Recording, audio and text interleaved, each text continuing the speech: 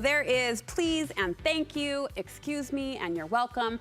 But in between those polite phrases that we coach our kids to say are real life manners that sometimes fall through the cracks of busy family life. My next guest believes manners matter, and she pushes parents toward a simple and direct approach in how we teach them. Author Brooke Romney is joining me today with 7 manners we sometimes forget about. It's so great to see you. You too. Beautiful in blue. You wrote the book 52 Modern Manners for Today's Teens, Volume 1 and Volume 2, and you just came out with a kid version.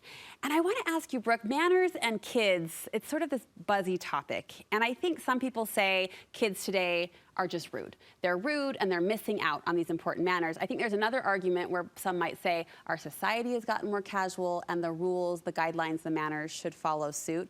What is your take as you've thought about it through the writing of this book on kids and manners? Well, my whole purpose of manners with kids and with teens is not the fact that we want to create these kids that do everything that make their parents look good. What we want our kids and our teens to understand is living this way actually gives them confidence to exist in the world as the way they want to show up. So it's much less about do this so I look good.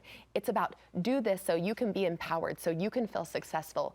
Because kids who use these manners, kids and teens, they like who they are and other people like who they are. And that creates kind of this positive feedback loop where good things happen because they're a great person and other people notice. That deeper meaning. And actually what I love about your approach and what I love about your books kind of taps into that. You're not just saying the phrase or the thing. Sometimes I'll read what you've written and I'm like, oh yeah, but then the context, the way you fill in and feather the gaps helps provide that base understanding where kids know it's more than just what I say or more than just what I do. There's a deeper kindness and a deeper confidence in these practices. Yeah, it was really important to me that both teens and kids understood the why behind a manner. Yes. Because I think they often just think, oh, my parents want me to do this. Oh, they care so much about manners. And that's not what it is. My parents want me to live a successful life, and they're teaching me skills to make sure that I'm capable of doing that with them and without them.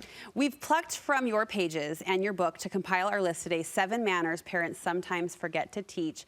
First, a communication reminder. We take turns when we talk. Yes, and this one is so important because a lot of, when it comes to interrupting and things like that, making sure that you are being kind and considerate and aware. And so I love talking about this with parents and with kids because I don't think that people really want to be rude. No. I don't think that's what's behind it. They just don't know how to do it well and politely. And so that was one of the first manners we tackled because so many parents have this as a struggle. And they don't want to be the parent that just says, be quiet, don't bug me, don't interrupt. But they want to teach it in a better way that shows them why, and also that there are some nuances there. Sometimes you do need to interrupt. Your sister falls on her scooter and she's hurt, it's time to interrupt. You just forget the name of your dog, not time to interrupt. Yeah, and again, we're working on this at my house right now because there is a balance of being that dismissive parent, but also teaching them why there's reason to pause. When we think of manners, the dinner table comes to mind. What should we teach kids about food in general? Well, one of the manners I love is be polite with food.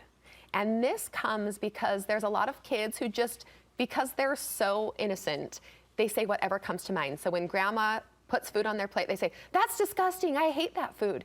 And just showing them that there's a better way to do it, right? And giving them options. So you can say no thank you, or you can take it and leave some of it. Or I love, Fulham House did a little skit and their son said, you try a bite, and if you don't like it, then you can leave the rest on your plate.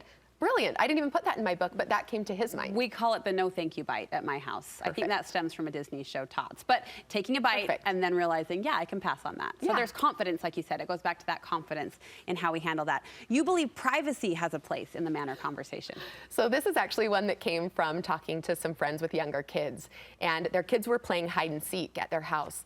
And these neighbor kids kept hiding in the mom and dad's bed, which is just not appropriate. It's a great hiding spot. I mean, I'll give them that. It's a great hiding spot. But also empowering our kids to be the people that say, oh, that's a parent's room, I'm not gonna go in. Oh, that's my friend's older sister's makeup. We don't touch that unless we've asked. Giving them the ability to navigate being in someone else's home and doing it with confidence, and then also being the type of kid that gets invited back. Here's another one we sometimes don't frame up as a manner, and that is problem solving. Yes. So when we think about kids, they want someone else to solve their problems all the time. But this book is really about teaching our kids confidence. And so it says, you are capable of solving problems. You can do it. You can do it. And so they go through some scenarios, like you spill a cup of water. What could you do? But sometimes, something you need is on a very high shelf. Okay, now it's time to ask someone. So helping them understand when I need to solve my own problem and give it a shot, and when I might need to ask an adult for help. I notice in this book there's a lot of role-playing opportunity, which my mom was the queen of the role play, and I think there's no better way to teach kids. So you're giving these scenarios or these prompts as we're learning about the manners that help them put it into practice. Yes, so on the back of the book, we share different scenarios so they get an opportunity to say, what would I do? And make sure that's really cemented. Sometimes your kids are gonna give you answers that aren't quite what you were hoping, and you can work through that. All right, this next one comes up at my house all of the time. We're working on it, talking about someone else's likes or preferences and describing it as babyish. Yes, Babyish. And this is such a big deal, it hurts. especially in those elementary school years. Yeah. And I love that we're addressing this manner because it's really hurtful to the kids who are being called babyish. I think especially when it comes to like learning speeds or what people like. Sometimes kids are growing up in older homes, with teenagers, and so they say, oh, that show's so dumb, that's for babies, but it actually isn't. And so one of the things I love, there's a challenge at the end of each manner, and this one says, read a book or watch a show you liked when you were younger and remember what you loved about it. So we do a little challenge at the end so that it really kind of says, hey, this isn't for babies. Yeah. Everybody likes this show. Like this. Yeah. 30 quick seconds. My mom was really big on this next one, and now I am too. Fun plans need to be talked about privately.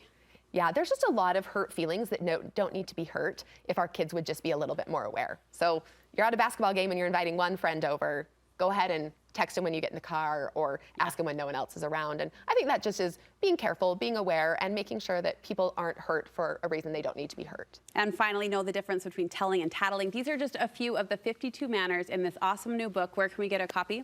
So right now it's available in Costco in Utah, Idaho, and Arizona, which is awesome. And then on Amazon, it comes out on October 11th. We are cheering you on. Congratulations. It's such an awesome resource for parents. So we look forward to that release date. Thank you. Thank you. Thank you, Brooke.